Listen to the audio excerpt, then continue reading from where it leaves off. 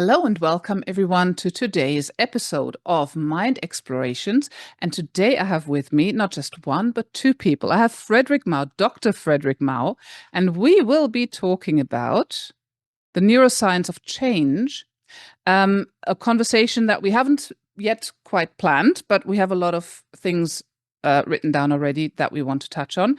And we also have Fredric's beautiful assistant intern, Misty, who's going to be Fredric's demo subject. I'm not going to do any demos, but Fredric is. And welcome everybody who's here to watch, and welcome Fredric. Good to have you, and welcome Misty. How are you? I'm delighted to be here. Thank you so much for having me along. And so Misty is a counseling graduate student and is an intern with me right now, and has graciously agreed to sit in a bit as we demo things. And then we'll also do some demonstrations with people online that have joined us. It'll be great. We'll have a lovely time. We will definitely. I mean, I know you, Fredric, from lots of conferences where you are usually the star, and you have amazing presentations. I've learned a lot from you in the past, and that's why I wanted you on this podcast. And we will, we've kind of named it a bit in a general term, the neuroscience of hypnosis, of change. Sorry, and how does hypnosis work is one of the subtitles. So. Would you want to give us a quick rundown on how hypnosis works? It might be helpful to kind of explain it the way I would explain it to a client to Yeah. begin with. So I usually start out by saying, look, the key idea here is that emotion, not information, drives behavior. In general, the goal is to help new behaviors, beliefs, attitudes that are more healthy to be emotionally comfortable habits, just part of who you are, simply what you do. When I say that emotion drives behavior, it's a large statement. Most of our models of change and change processes are cognitive processes that are about thinking about things differently. Um, this is a process of emotional change. So, emotions in the brain are really being run by the limbic system. It's the part of the brain that we share with all other mammals. Limbic is stress, anxiety, fight or flight, in charge of your survival and keeping you safe. Runs a lot of things like sleep, sexual responses, eating is involved with that, sensory processing. There's a lot going on with your limbic system. It's midbrain. If you draw a line between your ears and straight back from your eyes, where that crosses is pretty much where all this sits.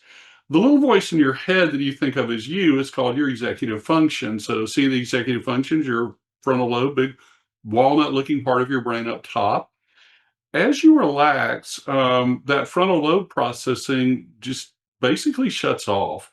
What you see on neuroimaging is the electrical activity of the frontal significantly decreases as you relax. Cerebral blood flow to that region significantly decreases as you relax. That emotional limbic system processing is always on, always operating, always keeping you safe. Even when you're asleep, that stuff never shuts down. So if you think about it, there's this emotional foundation underneath everything that's always on. Cognition, conscious mind, cognition is piled on top of it. As you relax, cognitive processing goes down. If I can work with you in a more relaxed state, it lets me work with you more directly at the level of emotion, that limbic system, unconscious, subconscious processing. Since emotion is what's driving everything, it's just a really good, really fast process for change. So hypnosis is really a state of frontal lobe disengagement, and then we're doing suggestion work with it. Mm-hmm. Would you say, since the limbic system is responsible for emotions and does all these unconscious things, that it is the subconscious? Because we haven't found the subconscious yet, have we? Or have we? Well, we don't actually have a good definition for cognition and exactly where it comes from in the brain. So, if we don't have like a really super good handle on consciousness, um, exactly identifying the subconscious is like a little bit of a thing. I do feel like that we can basically identify, what the 19th century called the conscious mind, with cognition, and that is frontal lobe, neocortex, upper part of the brain processing in general. And then I would think of Pierre Genet coined the term subconscious or unconscious back in the 1890s in France. what we would think, and I know some people have slight differences in the way they define subconscious and unconscious, but I definitely think that processing, what we think of as subconscious or unconscious, really can be identified with limbic system processing or emotional processing in the brain. And so I tend to talk about cognition and either limbic or emotional. I'll sometimes use the terminology of conscious or subconscious, unconscious as kind of conventional language, but it's sort of 19th century language. And I think with what we've learned about the brain at this point, we can be a little more precise. Now, if you're Mhm. like, hey, is your conscious mind located in your, medial prefrontal cortex? No, like we haven't nailed it down that much, but in general, I think we kind of know what's going on. Mhm. Hmm. Right. And so hypnosis disconnects the frontal lobe. You said the cognitive Hmm. part of the brain. Um, and you talked about relaxation as well. Is relaxation part of the process? I'm an Ericksonian, so Milton Erickson definitely did things like ordinary waking trance, where he's using suggestive language, a hypnotic language in waking state. And I think you can accomplish a lot with that. When I look at counseling processes like motivational interviewing, that is basically Ericksonian language in waking state, and it's designed to cultivate change. Classic induction hypnosis, though, um, does involve relaxation. It definitely involves changes in brain state versus Mhm. normal cognition. So, kind of the old debate of, is hypnosis a state or a non-state? I mean, state theory has just won the argument since neuroimaging. There's not really a serious discussion that can be had at this point. If anyone wants to look at dozens to low hundreds of studies that are out there that show a ton of stuff about how hypnosis operates, um, hypnosis is definitely a different state from normal cognition. And I think that's important because our process is not cognitive processing in the brain trying to override like these mental health symptoms that feel out of control. Our process is working at the level of the brain where the problems occur. Mhm. And just like mental health issues feel unconscious, automatic, out of control, the processes that we do create healing, create solutions that also feel unconscious, automatic, like they're happening, not something I'm doing. They don't feel like decisions, they feel like realizations. It's engaging your creativity or creative subconscious to like see possibilities and solutions. But our processes are really operating in the brain in the same way that the disorders operate. And so when you use this kind of process to treat specific kinds of issues we can talk about more as we go forward, we Mhm. are taking advantage of the same brain functionality that gets you in trouble to get you out of it. Cognitive therapy is just, let's do something with the upper part of the brain and try to force yourself to do what you need to do. Yeah. But limbic processing is like a giant river. And so um, you can make yourself do things you're not comfortable with for short periods of time, but it's really difficult to maintain that over time. With Mhm. hypnosis, we're really shifting like fundamental emotion so that you just are better. Mhm. Managing symptoms, we're getting rid of the disorders. Okay, so what would be the difference between talk therapy, cognitive therapy, like like CBT, or and hypnosis in how it works? So top down would be cognitive. We change at the top to, well, we change our thinking so that we can then affect over the long term our subconscious processes and our subconscious thinking. I don't even dare to use the term anymore now. No, no, no. I mean, it's a fine term. I just think that we've got a little more we can wrap around it. So, the goal of cognitive therapy is symptom management, and the Mhm. assumption is that the symptoms are going to continue. So, an easy example of this is anger management. Mhm. That's a cognitive behavioral process. The name is in the name of the process, like symptom management. Mhm. And so, anger is the default human response to stress. Small children, toddlers get angry and they do it great. You don't have to teach them how to do it. So the basic model is a stressor happens, anger happens, and then in the therapy session, we talk about what to do the next time that the stressor happens and the anger happens, and how to manage the anger differently. You could Mhm. breathe deeply, you can count to 10, you can, cognitively challenge some destructive tales or whatever. But notice the thing is anger management. And the thing to realize, Astrid, is that limbic system processing is at least a third of a second faster than cognition. So it happens before cognition in time, which is Yeah. why you can only try to manage a limbic response with cognition, because you've never decided to get angry. You've always Mhm. just kind of noticed that it happened like after it happened. So the anger is happening first in time before cognition, and then we talk about when it happens, how to manage it. With a hypnotic process, we're working differently. We want to work directly with the limbic system, engage your creativity so that when something happens, whatever it is that's a problem, instead of getting angry, that initial limbic reaction is something that's more healthy. Now, Mhm. I'm not telling you what more healthy is going to be, because, like, you're an adult and there are a lot of situations and there are tons of things going on. It's not possible for me to have magic answers or give you coaching for like every situation that could happen in life. But your creativity is there. This is your own creativity, that limbic processing. And so the stressor happens at a limbic level. You just react in a way that's more healthy for Mhm. you. It's better for you. Um, Mhm. the anger doesn't happen, so we don't have to manage it. Yeah. And you responded better to the original problem, so that's better. And so the problem is solved. And so we're not managing anger going forward. In this illustration for anger, insert whatever negative emotion you want to put in there. Like, it's all limbic, it's all happening. In cognitive therapy, we were talking about how to manage it. We're using the upper part of the brain to try to manage stuff that's happening here. With hypnosis, we're working at this level to reset things so you're just responding in ways that are more healthy. Mhm.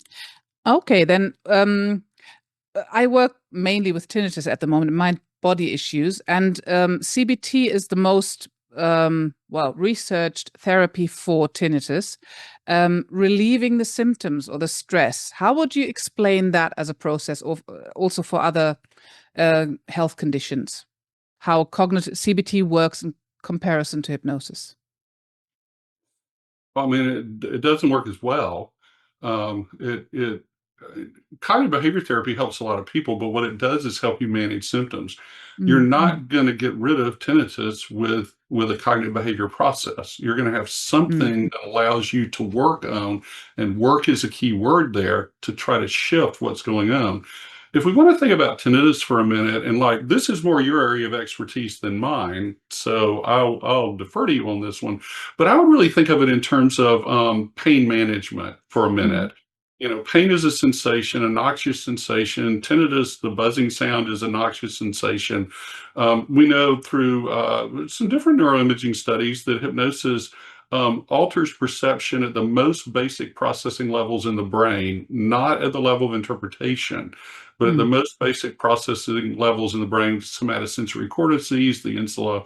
And so, um, uh, you're not aware of your shoes until I mention your shoes, and now you feel your shoes. Or if you're barefooted, you feel your feet. Well, there's a signal that's going from your foot up to your limbic system. Limbic, again, stress, anxiety, fight or flight, in charge of your survival and keeping you safe, constantly monitoring all sensory input for threat or non-threat. Feel your hair, feel your clothes, peripheral vision, smells in the room, everything, that little sounds, everything that's going on. Limbic processing is fast and vast. Again, a third of a second faster than cognition, handles way more information than cognitive processing. Your limbic Mm. system doesn't know what shoes are, which you've forgotten about until now, and now it's back. Doesn't know what shoes are, but knows that that sensation is normal. Normal is not a threat, and so the signal gets to the limbic. It does not get past the higher cortical structures. You're not aware of your shoes, which is really good, because if you've got tinnitus or you've got pain, the nice takeaway from this is you are not aware of most sensation that comes in. If you were, it would drive you crazy. It would be overwhelming, because cognition is not big enough to handle all that. Limbic processing handles it, keeping you safe. Let's say you get a cut on your hand. The signal goes from your hand up to your limbic. That's a threat to the body, a wound. The signal gets passed up to the higher cortical structures. Ow, I feel pain. Pain is not the wound to your body. It's Mm. not the cut on your hand. Pain is the registration of the signal in the higher cortical structures of the brain. And so when I say pain's not the wound of your body, by the way, I'm not talking metaphorically, I'm talking psychologically. This is the International Society for Pain Studies. It is the standard medical definition for pain. What you see on neuroimaging with these processes is very straightforward. We fuzz up the signal between the limbic and the higher structures. The thalamus is the gateway. The signal doesn't get through, so I don't feel pain. Hmm. Same thing with tinnitus. You've got a signal that's coming within the ear. It's not even actually happening physically, right? There's not a buzzing in the room. It's not even actually happening Hmm. physically. It's playing with the nerves, but the signal is still going in. It is perceived because it registers in the higher cortical structures. So with these processes, what we're doing is we're fuzzing up the signal. The signal doesn't get through. You don't hear the ringing in your ears. So I actually have tinnitus myself, and I'm hearing all that buzzing right now because I'm talking about it. It's like mentioning Yeah. my shoes, and now I feel my shoes. Sorry. Like all the tinnitus is here, but I know in just a moment it's going to go away, just like I Hmm. forgot my shoes because like I've really done processes and stuff with this, and it's not an ongoing problem. So every now Hmm. and then it'll pop up, and I'm able to just kind of Yeah. breathe and let it go, and it just goes away. Hmm. And it'll be gone in just a second. In fact, lower now, but now back. Anyway, we won't talk about it. But there you go. So yeah, what we're doing is fuzzing up a signal in the brain. The signal doesn't get through. You don't have the perception. Hmm. Did that help? Did it make sense? It did make sense. Yeah. But what I'm also interested in, so this was pain, but I would like to go back to the non-state and the state theory that you just mentioned. And the non-state theory says that hypnosis is nothing but belief and expectation. Would you agree? Oh, good heavens, no. No, that's ridiculous. High hypnotizability is actually genetic. It's associated with the COMT gene, which has to do with dopamine processing, also the SERT gene. We've got standardized genetic tests that can test for this. We've had behavioral assessments of high hypnotizability for 60 or 70 years. There's the Stanford scale of hypnotic susceptibility. There's the Harvard group scale. There's the Aaron scale that like the Guild here uses. The HIP, which is David Spiegel's Hmm. Yeah. measurement that gets used for a lot of academic research. With the advent of neuroimaging, people ask the question, hey, are these behavioral scales measuring something that you can see in terms of brain function? And the answer is yes. People that are more highly hypnotizable have a greater functional connection between the prefrontal cortex, which is an executive control region, and then basically the salience network of the limbic system, which is the portions of the brain that are taking in all this sensation. In the literature, the particular region that pops out is the anterior cingulate cortex. The anterior cingulate you've never heard of. Well, you have, but I not have. everyone. Right. It's involved in emotions of horror and trauma, addictive behaviors, anything that looks voluntary from the outside but doesn't feel voluntary from the inside.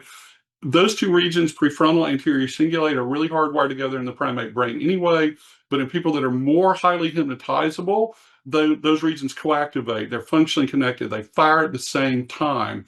The coactivation is not typical for the population, but for people that exhibit post-traumatic responses that are clinical, Mhm. anxiety disorders, depressive disorders, not bipolar, um, dissociative disorders and somatic symptom disorders, which are like body symptom disorders, tend to exhibit that same brain functionality.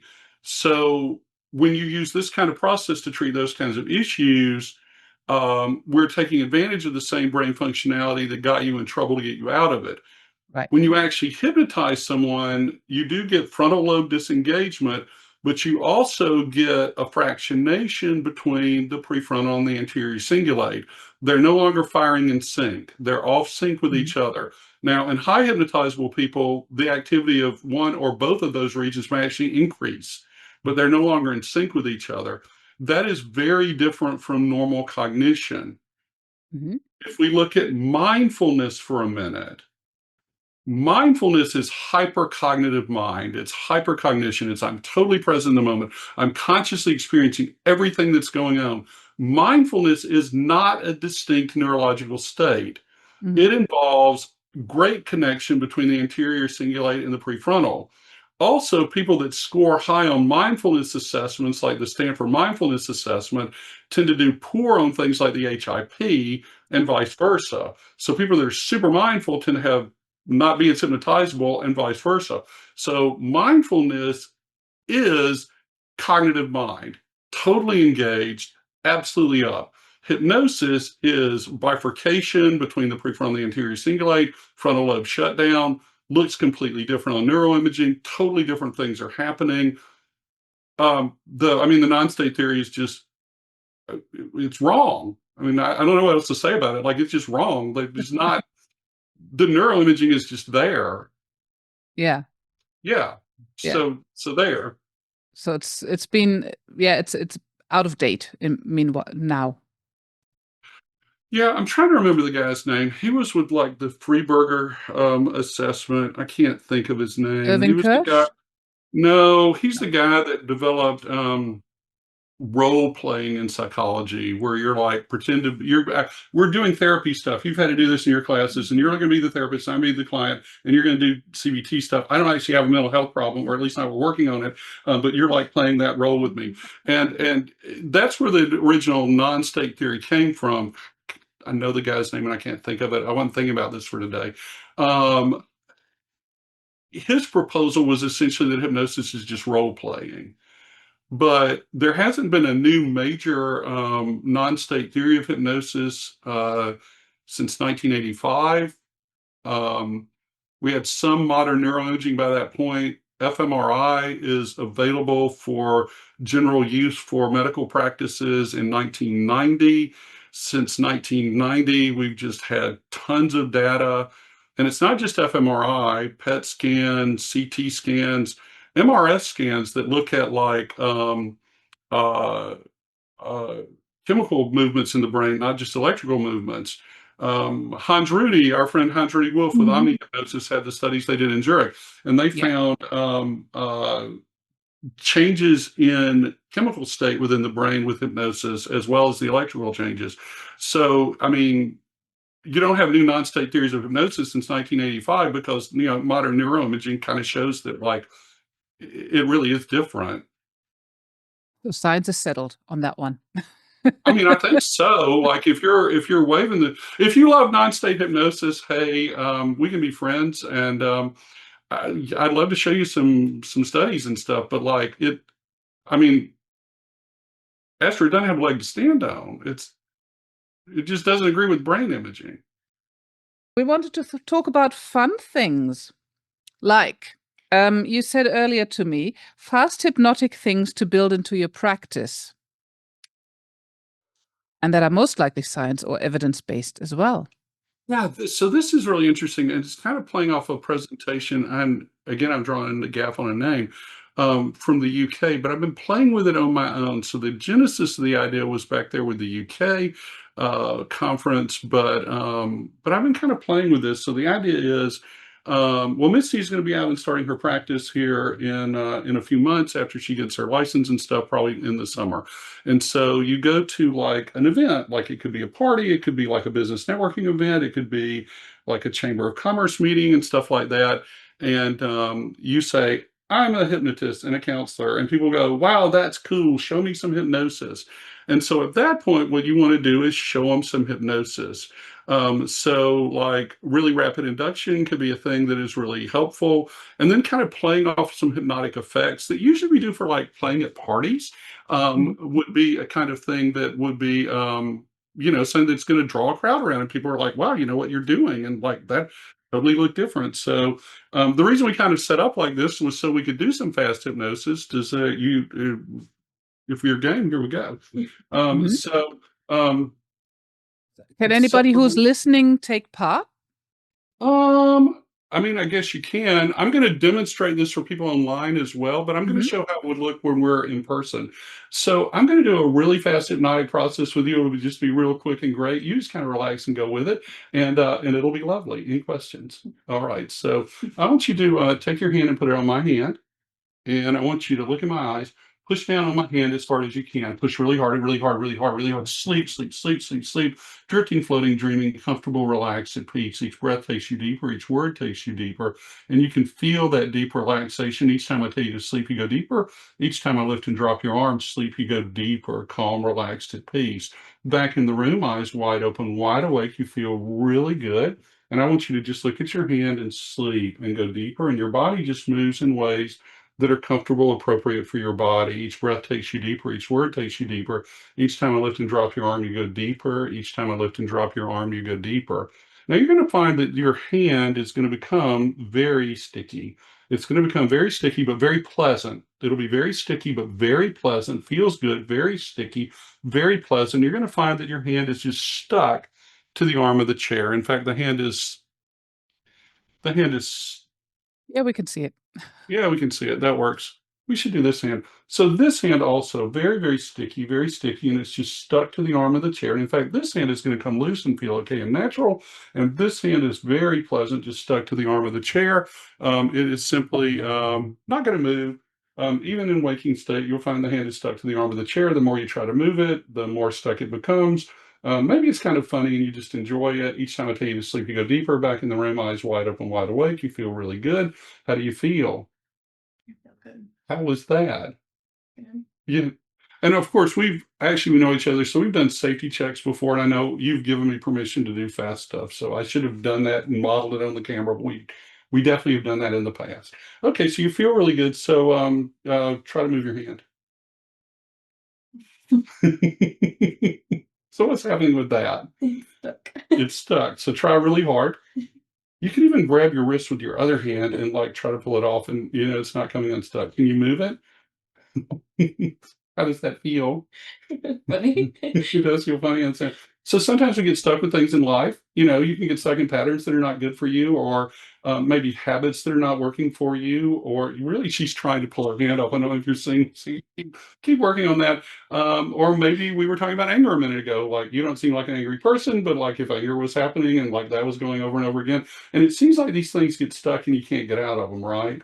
Right. So hypnosis can really help you to come unstuck. So your hand's unstuck. How's that?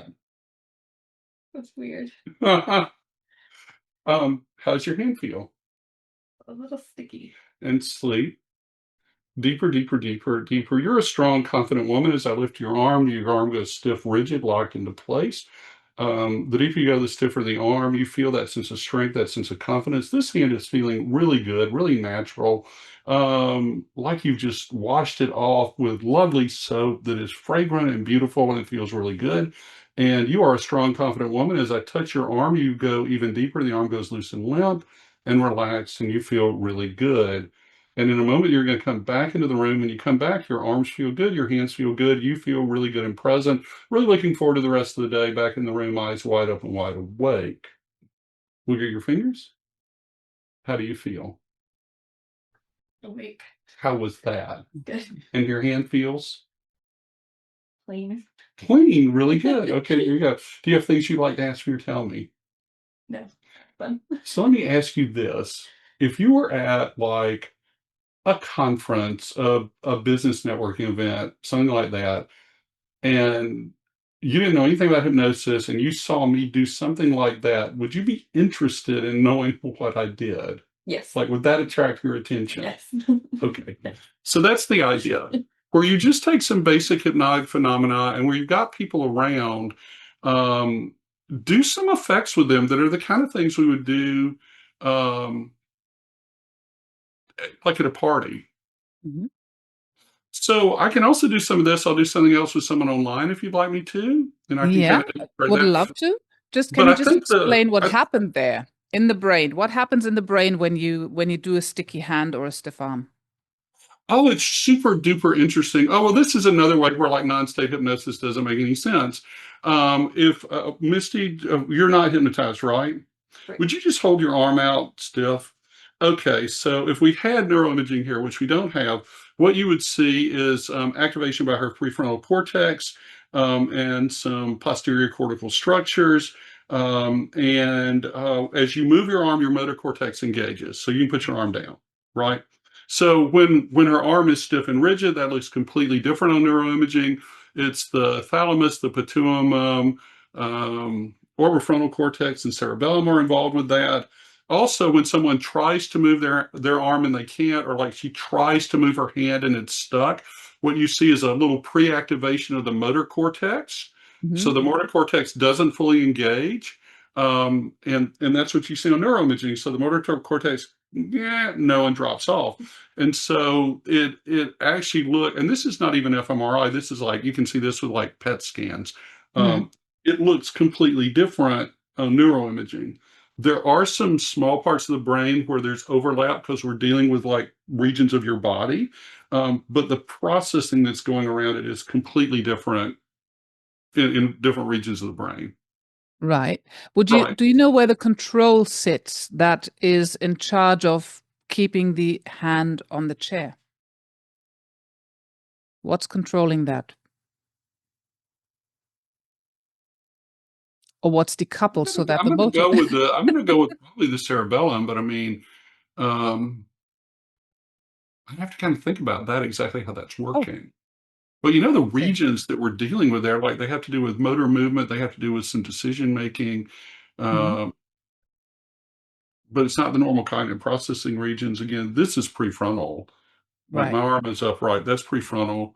Um, Full engagement of the motor cortex.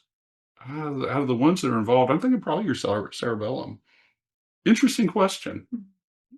Yeah, there you go. Again, brain processing doesn't tend to break down to being as simple as like one specific area, but you Mhm. can see the regions that are involved and then kind of how they're working together. Right. So, Yeah. Okay. So, right, you do counseling as well. mhm. I'm just going on to a different subject for the moment, because in a moment I'm going to ask the people who are online here. We've got quite a few, whether anybody would like to do an online trick with Fredric. So if you've got that, if you would like to do that, put it in the chat and I'll call you. Otherwise, we'll just continue. So, but you do counseling as well. Do you combine the two, or do you find one works better than the other with specific issues? How do you work? About 95% of what I do is hypnosis. So I Mhm. just have a license, but I enjoy doing hypnosis. If you were to ask me sort of my orientation to counseling, of course, all of us are trained in cognitive behavior therapy. Mhm. I don't really do any of that, but like we're all trained in it. Um, so it's a mixture of four things. So there's Ericksonian hypnosis, which is all about metaphor and meaning. It is motivational interviewing, which is basically Ericksonian hypnosis in waking state. The book would be Motivational Interviewing by Miller and Rolnick, and they don't credit Erickson, but in the book, Miller does mention that he is a hypnotist. All right. So that is mentioned in the book. Solution focused brief therapy. And so that's just what it says on the tin. It's not problem focused. We're not looking for causes. I do regressions, but that's not regression to cause. It's a different Right. model.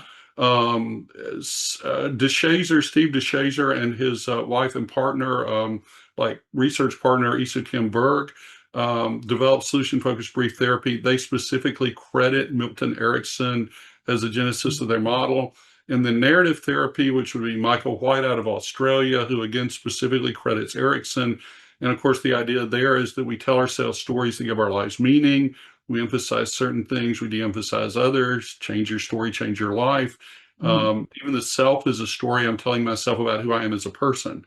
So all of these modalities have to do with it. Really, in counseling terms, it sits in the area of counseling known as postmodern counseling.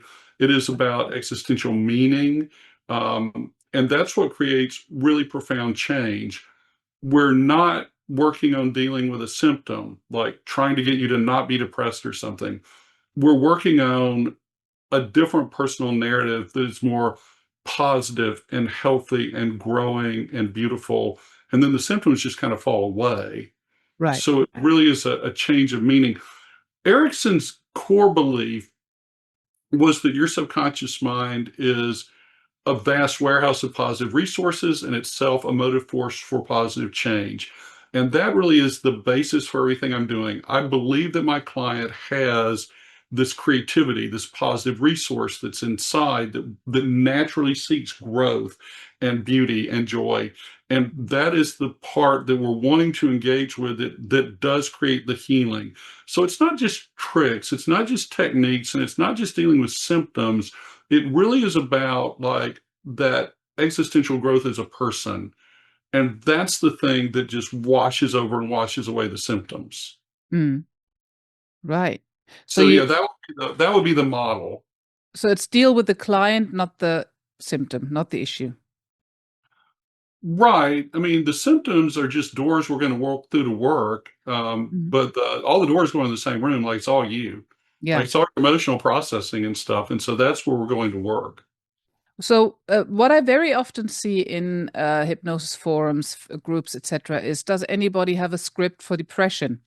What would you say to that? Oh, I'm going to get in trouble here. Uh-oh. Um, Sorry. I actually like scripts. I'm a counselor, and counselors, hypnotists tend to be down on scripts. I don't believe in you read a script along like this, like that doesn't make any sense. But I actually kind of like scripts. Like it allows you to standardize your practice. You sort of know what you're doing. You've got a basic Mm, framework you're working from, and you can tailor what you're doing based on what the client's told you. So I'm always starting with the miracle question from solution focused free therapy. It gives me a lot of the client's emotional language and framework. And then I have kind of standard things I do because they typically work, and I'm using the client's language in that engagement. And then one of the most valuable things is on the rare occasions when it doesn't work, right. then I understand what I was doing, what I did, why it works.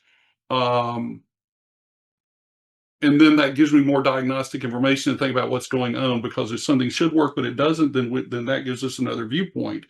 I do a lot of work also that is extemporaneous, where the client is telling me stuff and I'm just working with it. But for things that you're working with all the time, anxiety, depression, that kind of thing, I mean, there's no reason not to have kind of a standardized process.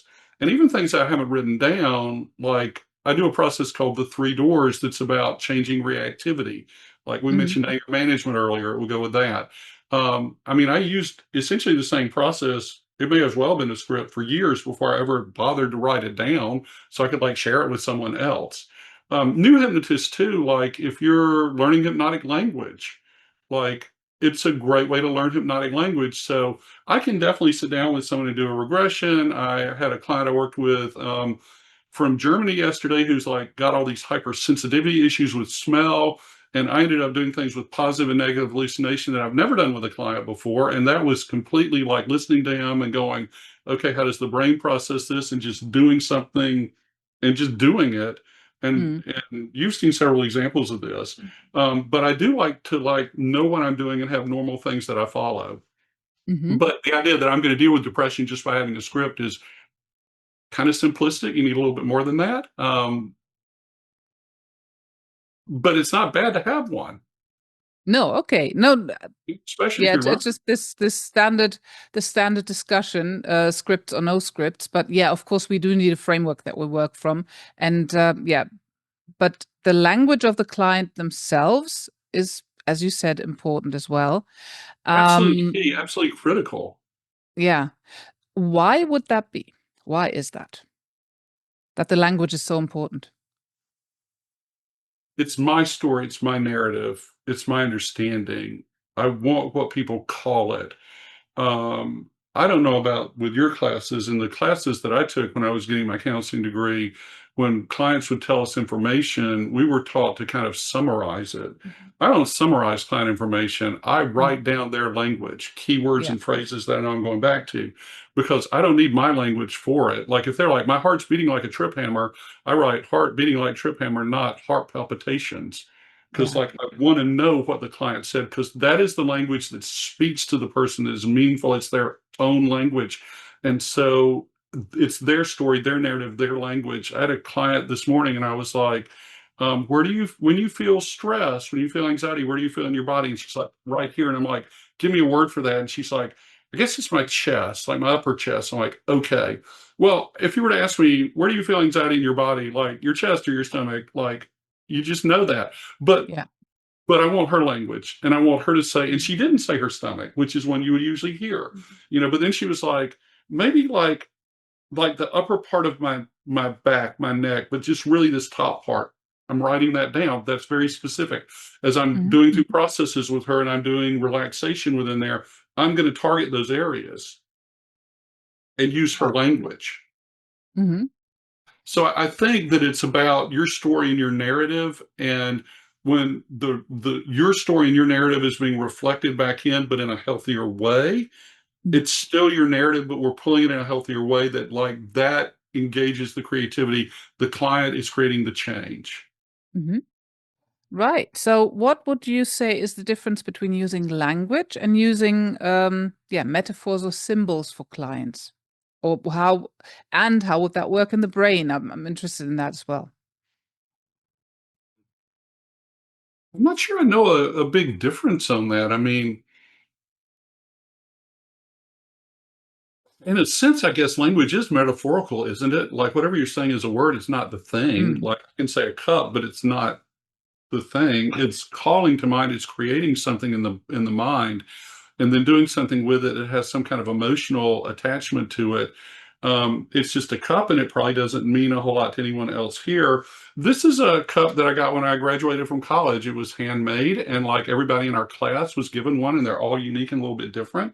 And I dropped it the other day, like a few months ago, and it broke the handle off. But then I like glued the handle back on because like I was really happy at work because like I've had the cup for a long time, and it's meaningful to me. And so there are cups that I don't care about, but then there's this one, and I really like it. And so it's got this emotional association with it. And so when I'm talking about that particular cup, like there's things I remember, like when I graduated and the people that were there and the stuff that was going on. And it's got the little thistle flower on it, which was like the logo for the college. And like it has these lovely things. Mhm. So there's all this meaning that comes back that's unique to me in my story. And when Mhm. I'm hearing my clients and they're telling their story and they're talking about something and it becomes you realize they're talking about something meaningful, then that becomes like a place of connection emotionally. As far as which particular part of the brain is processing that, I really don't know that one. I would have to Aw. do some study on You that. know, So but there you you know go. everything. No. Not at all. Then, And no, I don't know most things. And I'm not a neuroscientist. Like that's the thing. Like, I did have a position on a faculty with psychiatric residents who are doctors that are getting their specialization in psychiatry. And I remember starting out my class with, um, I'm the only person in this room without an MD, and mhm. I'm not the smartest person in the room, and I'm not a neurologist, and I'm not pretending to be one. And if I say something wrong here, I want you to tell me because I Yeah. want to be correct. And if the neurology professor down the hall says something different, she's right. Mhm. But I'm a therapist, and I'm looking at this from the point of view of a therapist, and I'm looking at these neurological studies, and I'm asking a different question. And that question is, what can we learn about brain function that helps us to be more effective with therapy? Yeah. And so I think that perspective is what maybe perhaps I can offer you. And by Mhm. the time we were at the end of the semester, um, the feedback I got was, yeah, everything you're saying is accurate. And no, we've never seen anyone that put it together like this. But I'm Mm. not a neurologist. I'm not trying to treat medical neurological issues, but I want what we know about the brain to inform how we do therapy so we can do the therapy better. Mhm. That's good. What would you say, that's just a question that shot into my head, is the biggest revelation that you've ever had about hypnosis?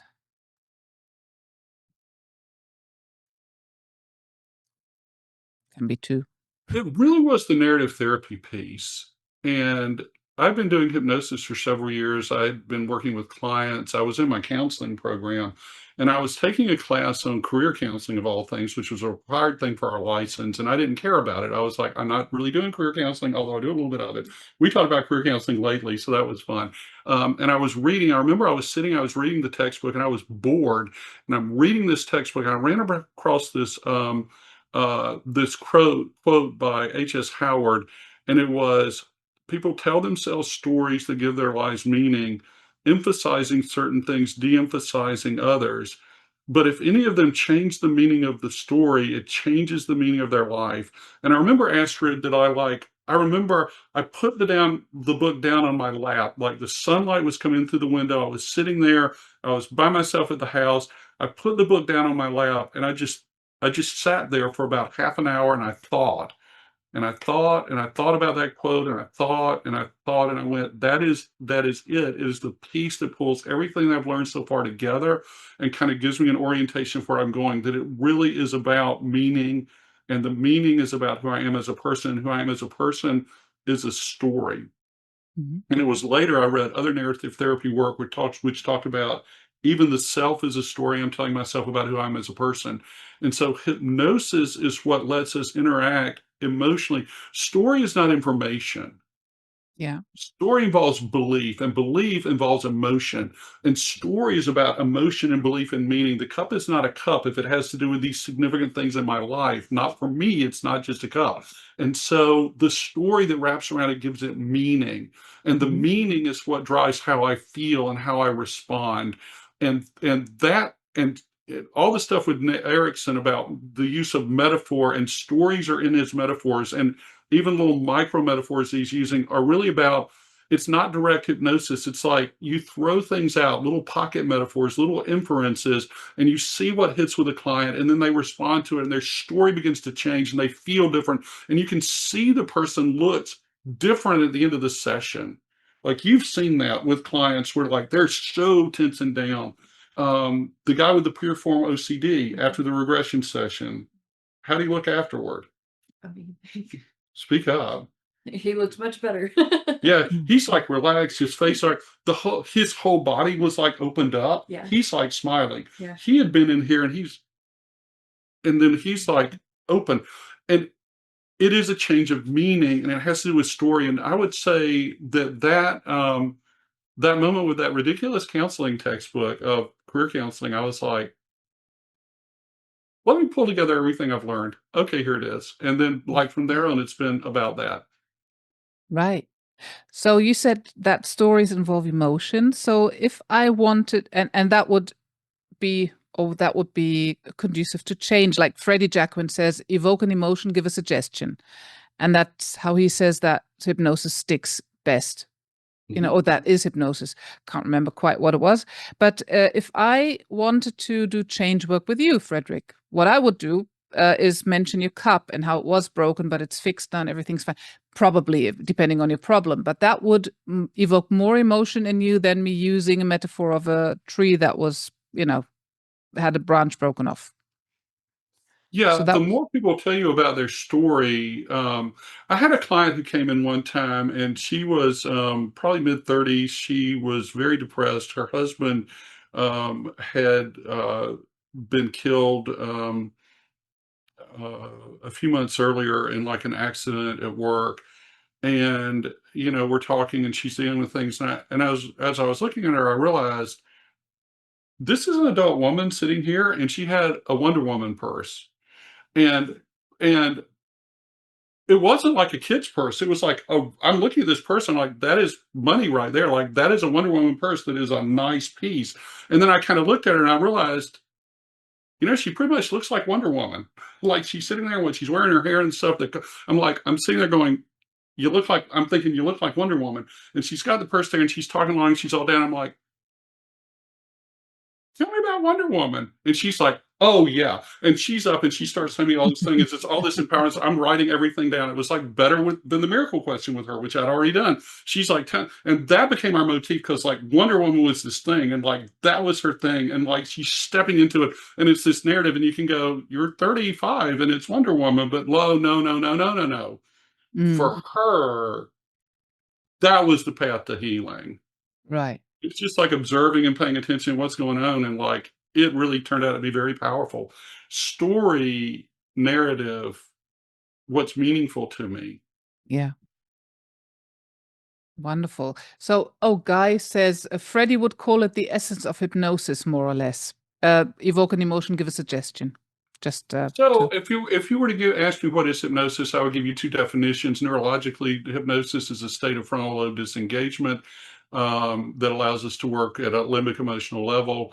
Hypnosis is also the art of using language in emotionally suggestive ways, or Hmm. the art of using language emotionally to create change, to facilitate change. So the physical state we transition through several times a day, going to sleep, waking up, stuff like that.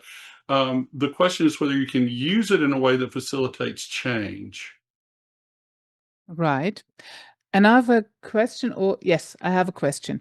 Going back to rapid inductions and getting stuck, nothing like that ever works on me. What's different in brains of people like me and those who sleep immediately and or get stuck? You mentioned suggestibility in the beginning. Could you go over that again, please? High hypnotizability is a genetic trait. It is actually a more effective frontal limbic system. So there is a higher functional connection between the limbic system, particularly you can think the anterior cingulate and the prefrontal cortex. I do think that you can do some things through practice that increase hypnotizability, but it's kind of like I could play basketball, but I'm never going to play professionally. Like I, even if I was a young man, if I was in my 20s, I didn't have like the athletic talent that men that are playing in the NBA have. I could get better at it, but they're starting at like a baseline that's different from where I am. And so if you think about athletics, where you can have like inborn genetic characteristics, but then also kind of training that's built on top of it. So high hypnotizability is going to have to do with that COMT gene and that connection, that coactivation between the prefrontal and the anterior cingulate. Um, as you do it more, I think you get better at it. Just like if you're practicing piano or practicing football or basketball, you get better at it. Um, as far as physical suggestibility, some people are highly physically suggestible. If you're a stage hypnotist, you need these people in your show because they have to actually dance like Riverdance. They can't just think they're doing it because then we don't have a show. Um, but for clinical hypnosis, that's not important. Like physical suggestibility is not important. So it may be that we've got someone that is kind of not highly hypnotizable, or maybe she's like really hypnotizable, but it's just not high physical suggestibility.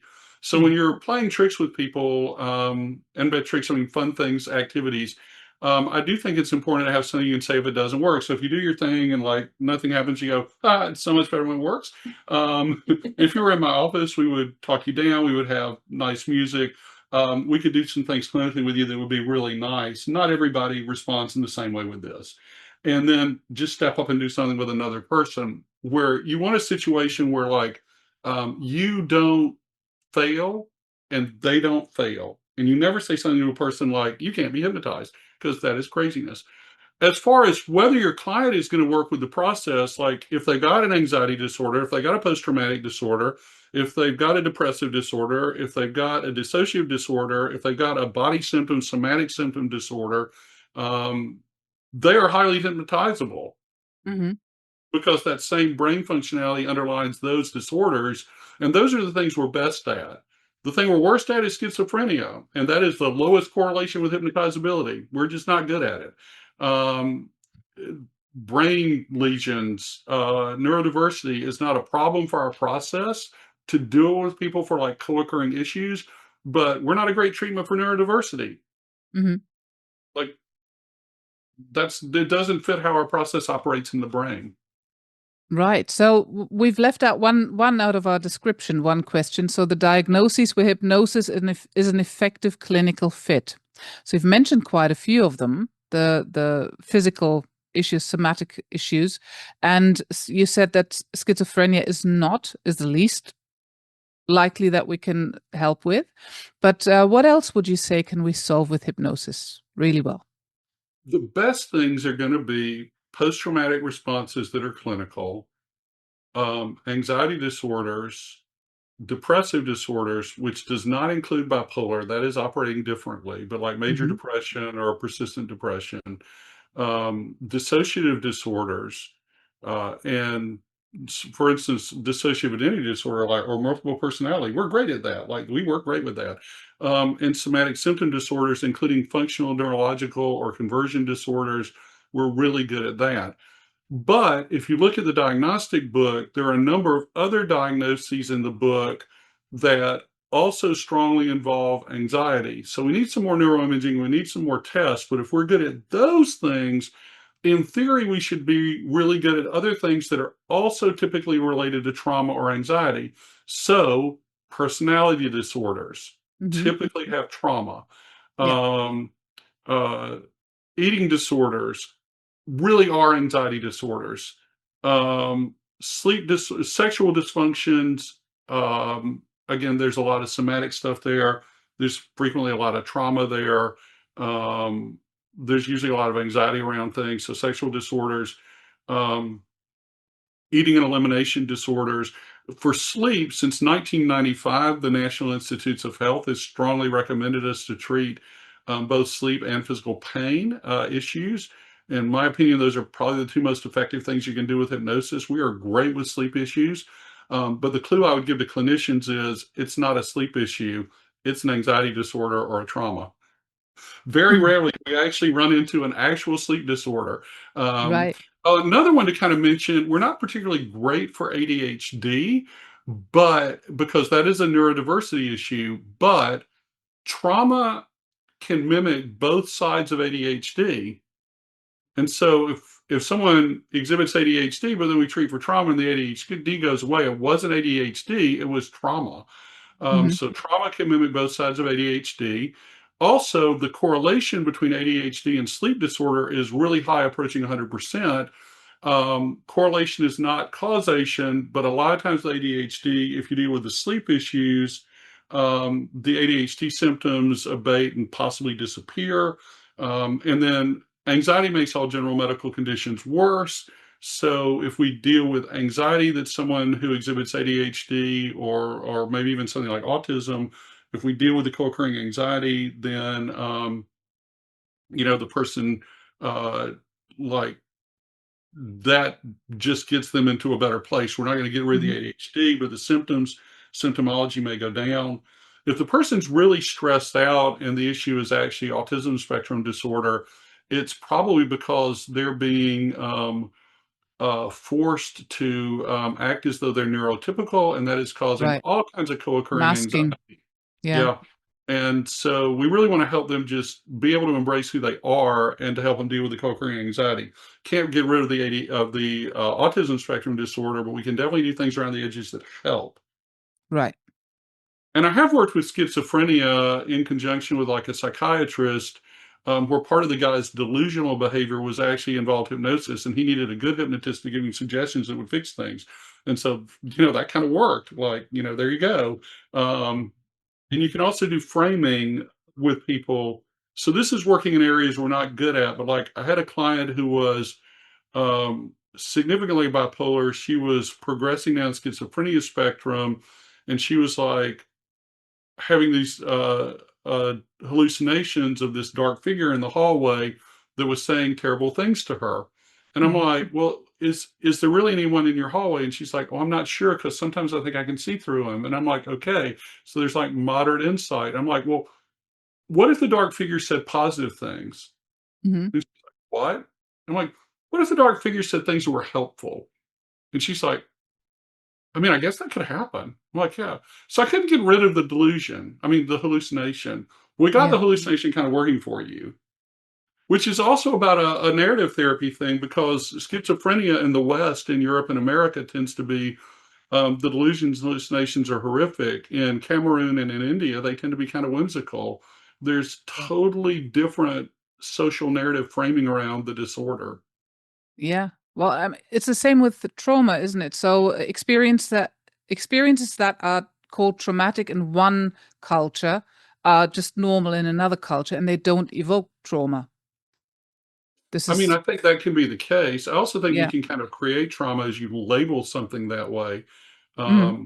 Again, it's the narrative that's around it. Yeah. Yeah. There's another question. Amanda says, I agree with what you said about ADHD. I found that working with helping clients to understand the condition and accept it better and dealing with their anxiety does help them. So yeah. Absolutely, yeah. Yeah. So Yes. even if we've got issues that we cannot solve with hypnosis, and that's what I always say to people, we can always reduce the symptoms around it, or reduce the things that give it its power. I mean, I had a client who came in a few years ago, and she was like, "I know I have Alzheimer's, and I know I'm deteriorating." And I was like, "I, I can't get rid of Alzheimer's." And Hmm. she's like, "I know that, but I think you can maybe give me a better experience with it." And I'm Hmm. like, "I'm all in." Yeah. How Like, yeah, did we you can do do that. that? We can help you with that. We can help the deterioration feel as less destructive as possible. Hmm. And how did you work with that? It was a lot of story narrative, self-framing, being able to continue to have like a sense of self-respect. And even when you Hmm. realize that things are kind of, if you're losing memory, if the self is a story you're telling yourself about who you are as a person, what happens when you lose your stories? Right. And being able to have like um, kind of a sense of being all right, and then the ability to lean into some of the things that the brain is bringing up from, like, 1940 or whatever, that Mm. seems like it's really now, but then you kind of realize it's not really now. But then being able to welcome that and go, okay, there's a part of me from way back in the past that I'd forgotten about that is giving me this thing. And, maybe there's something beautiful here for me to remember. Right. Oh, And that's a just beautiful kind of, reframing. and then, Yeah. like, also the anxiety around it of being able to go, whatever's happening with me with my brain, peace. Maybe I can have peace. And we can work on just like, body framing of relaxation and more peace, and kind of a sort of an acceptance in a positive way. It was that Mhm. kind of thing. It was all very, there's definitely not a script for that one. It was all very tailored to like that Right. client and what she was telling me. Yeah. Yeah. No, that's a beautiful way of working, really. So, um, I was going to ask something else because we were talking about trauma, and there are somatic therapies for trauma. And what I very often hear is trauma lives in the body. Does it live in the body? Yeah, trauma is really interesting when you think about hypnotizability because Mhm. there's a particular study, this is the Cordaid study, I think it's from 2024.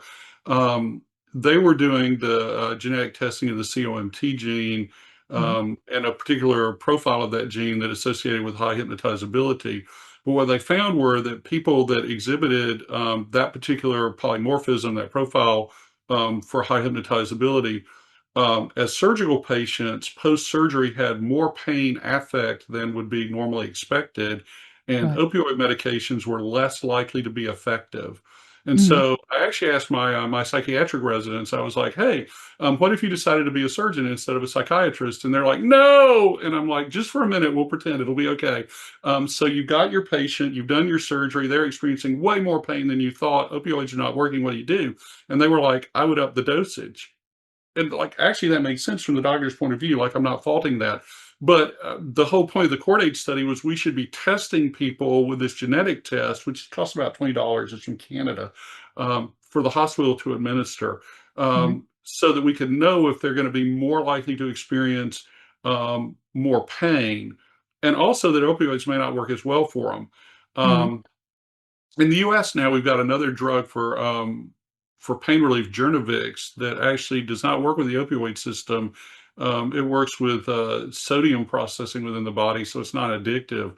So we're getting Right. some different kind of medications now. But like the idea of, if you're highly hypnotizable and you got more pain, then like maybe we should use hypnosis with you for pain relief, because like that would be really helpful. Exactly. But but when you think about trauma, so I want to go back to trauma.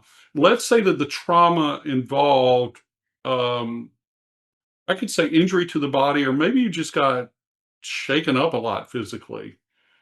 Well, if people that are more highly hypnotizable are more likely to experience post-traumatic responses that are clinical and have larger pain effect, and so that's that body engagement with it, Mhm. then, I mean, yes, definitely we've got like a genetic basis for like a tie with like uncomfortable body symptomology and trauma that's traveling together, and hypnosis should work well for both of them. Also, your prefrontal cortex up here is remembering I'm supposed to be in pain, or I'm supposed to feel this tension, or I'm supposed to feel this panic. And so, even though nothing is happening around you right now, like you're totally safe, you're sitting here in my office, you're completely safe, but you could Mhm. have like a panic response because your prefrontal in a top down way is going, oh, wait a minute, something here feels threatening. And then Mhm. all of this top down stuff happens, and like you feel all that tension, all that stress and anxiety, and you feel it in your body. And hypnosis is really good because we're really good at reworking body sensation. Yeah. Right. Yeah. Remember, it's not just pain relief, it's not just tinnitus, it's not just progressive relaxation. It's body sensation Mhm. processed at the most basic level in the brain, not at the level of interpretation. So, where there's all this traumatic stuff that's happening with cognitive therapy, you talked about earlier, I could talk about, well, when you feel that way, when you feel your heart pounding, you could breathe this way, you could do this stretching exercise. Mhm. And that's trying to do stuff cognitively, like distract yourself or override body symptom. But with hypnosis, we can actually like just change the body symptom. Mm. Like, if you can get Yeah. rid of pain, you can alter any body sensation. It could be tinnitus, it could be heart palpitations, it could be sexual responses, it could be anything.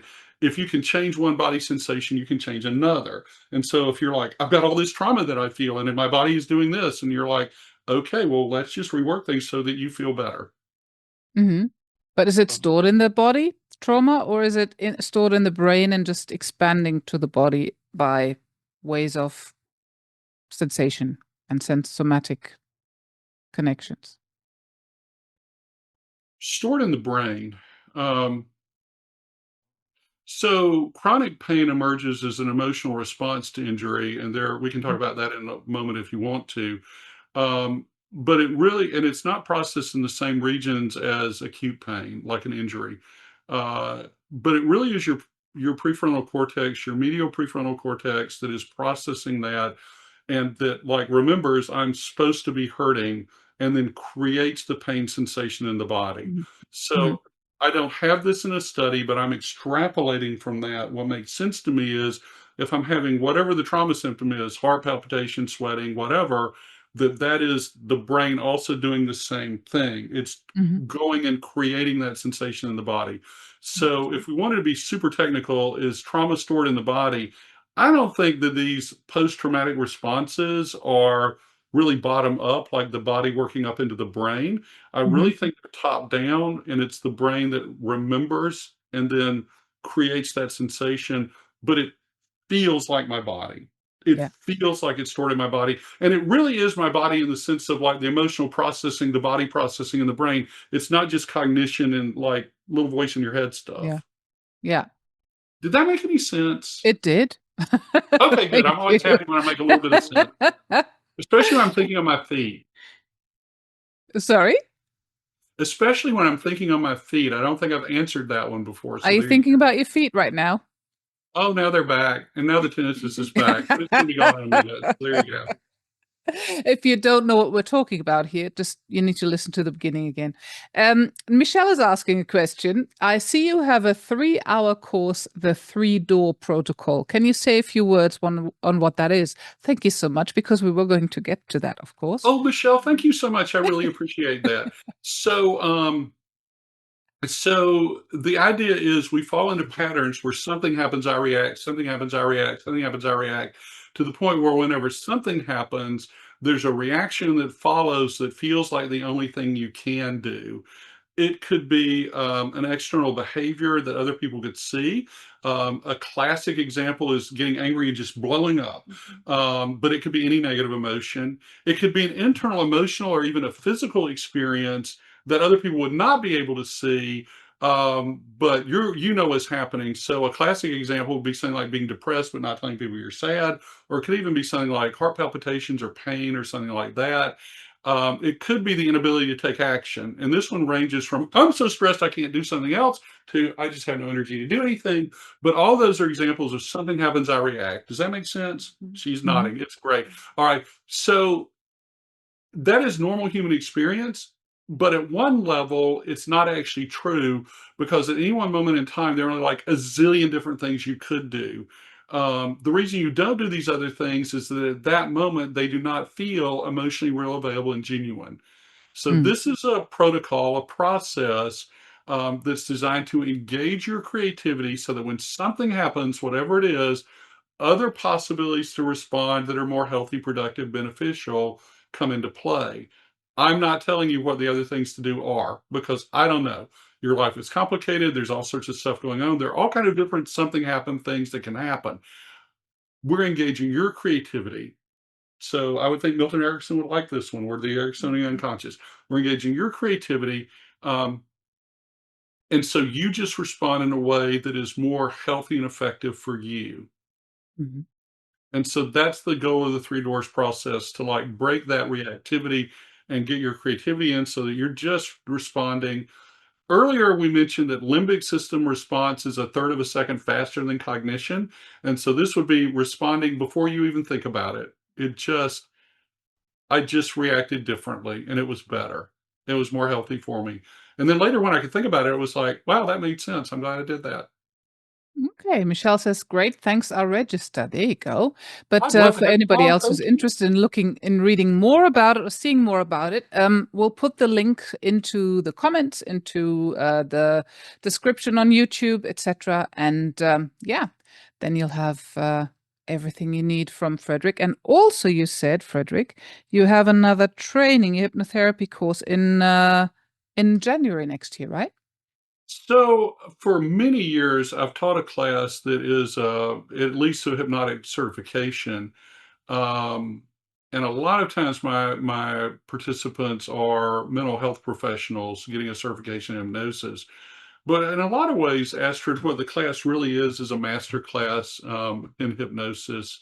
It's not like a basic certification course. So, Mm, for example, we're doing things like regressions, right. and we're doing rapid inductions, and that I actually have a thing on rapid induction to treat like functional neurological issues. So we talk about that. Mhm. So it really is a master class. So I know if you're a hypnotist, taking another certification course probably doesn't make sense to you. Right now, I'm in the process of kind of reworking that course as a master class. And then I want to work with it so that if you're not certified, you can get a certification.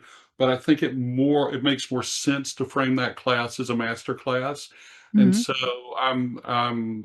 it's March. The class will be over 5 weekends, always in January and February, because the weather sucks and it's not football season here. And so people will come. You can't do it in the summer over 5 weekends because the weather is beautiful. But by the time we're getting out into, a couple of months from now, I think the description of the class and all will be different online. Right now, it's still the certification class, but that's in the process of being reworked. Mhm. So if you are a hypnotist and you would like to study with me and you would like to do a master class in hypnosis, pay no attention to the word certification in the title. I would be happy to have you along. And I've had people in that class from all over the world. So people in South Carolina will come and be in person. But the last class I had, I was working with, let's see, I had a psychiatrist who was in Poland. There's uh, hypnosis practitioners from Germany and Texas that were in that class.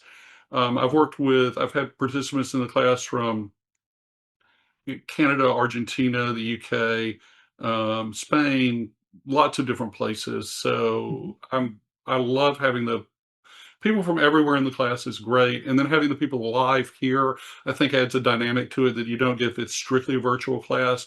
Yeah. Even if you're attending virtually, I think it gives you a richer experience. Mhm. That's wonderful. So, um, I mean, there's a lot of other people, well, normal people who watch my my channel as well. So you might get the odd mental health professional to see this and maybe sign up for your course, for your Mental health masterclass. Sorry. professionals are definitely odd. Yeah. Odd? Are they odd? Well, you said that. I mean, Did I'm I just say playing that? off of Mental you. health, You medical said I might professionals? get the odd mental health professional. I'm like, well, that would be most of us. All right. Um, okay, what else? The last question I have is what would you like hypnotherapists learning students and starting hypnotherapists, what would you like them to know? What's the biggest thing you would like to teach them? Brief.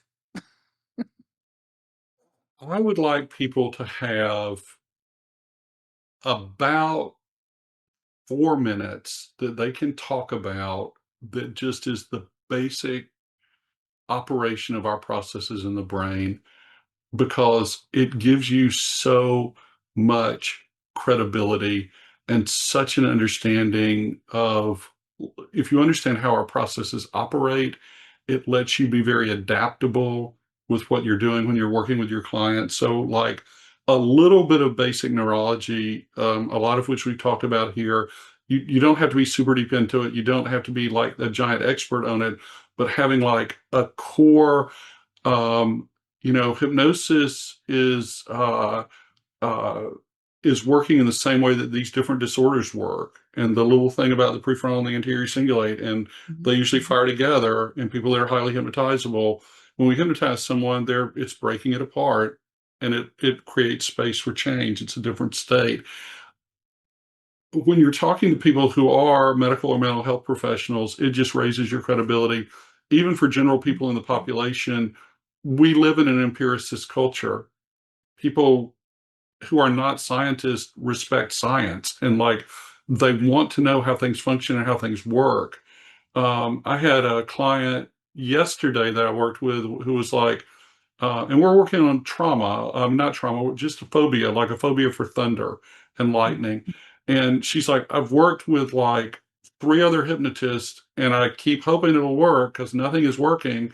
And she's like, this one guy is starting to tell me things like he's going to call in the Archangel Gabriel that will come and take Oh, away my lightning sorry. phobia. Now, if that's your worldview, like if Mhm. that's your faith, Yeah, that could be really powerful for you. But yeah, that was not her worldview. exactly. Yeah. Right. And so when I'm talking about, well, I don't really personally know any archangels, but Mm. like I can talk to you a little bit about how this works in your brain. And she's like, that makes total sense. I'm in. I'm like, great, let's do that. Yeah. Yeah. No, I swear by that. If somebody says they need the archangels to come and help them get rid of their whatever symptom, I'll work with that in my Absolutely. session. Yeah. But if they're the most scientific minded and analytical person ever, I'll just do plain parts or whatever it is. But yeah, you do stick to your client's worldview. That's I very had a important. client years ago who came in. She was Indian, and she started telling, and I'm not being disrespectful to anyone's view. I don't know what I don't know. So she comes in and she's talking to me about how her chakras are the wrong color. And Mm. what I know about chakras is I've seen the poster on the wall with the Mm. colors on it. Like literally that was it. And so Yeah. I was honest with her. I'm like, I really don't know about chakras, but like, do you know what color they should be? And she was like, yeah. And I'm like, okay, well, I can do a hypnosis process with you and we can work through these things. And Mhm. she's like, I'm in. And I'm like, okay. So I did a hypnosis process with her and I just had her take me to each one and what color was it and what color did it need to be. And what did that change mean? Like, what are we changing from and to? Like, what is negative about the negative color and what is different with the positive color? And then Mm. just did this interactive process. We walked through each of the chakras. And I remember I was like, and let's go to the next one. And she's like, they're not anymore. That's the level of understanding I had. But I was completely honest with her. I respected her worldview. I didn't go, well, Mm. chakras don't make sense. We need an archangel in here to fix this for you. Or let me talk to you about some neuroscience. It was like, okay, if this is what you need changed, this is your story. I will operate with your story. And she loved it. It was very healing. It was very Yeah. beautiful. Yeah, that's the use of symbolism basically in Yeah. hypnotic process. Wonderful. Okay. So, any more questions, guys, who are still present in this live session? If anybody who's watching the replay would like to come into the group, you've probably seen it down in the notes somewhere or in the subtitle somewhere. It's the Mind Explorations on group on Facebook. And from there you can join live. It's all free. And if you have questions, put them in the comments. If you're watching the replay, put them into the chat right now if you're on Zoom. And for the rest, I'd love to say Thank you so much, Fredric, for being here. Anything else you would like to add, or have I exhausted your brain for today? That's right. I just want to thank you for having me. I really, really appreciate it, and I always enjoy our conversations. And I'm really honored that you had me on your podcast, and I've enjoyed talking to you here. So thank you very much. Well, I'm honored to have had you on this podcast, Fredric. You're one of the people I've learned from most, to be honest.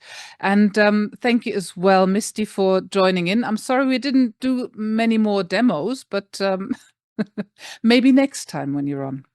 We're up for whatever we wanted to do, but there you go. So here we are. Right. So thank you both, everyone says. Yeah, thank you too for watching and for commenting. Leave us a like, leave us a comment, and I will see you next time in 1 or 2 weeks' time. I will post all the details in the group, and yeah, see you soon. Bye-bye.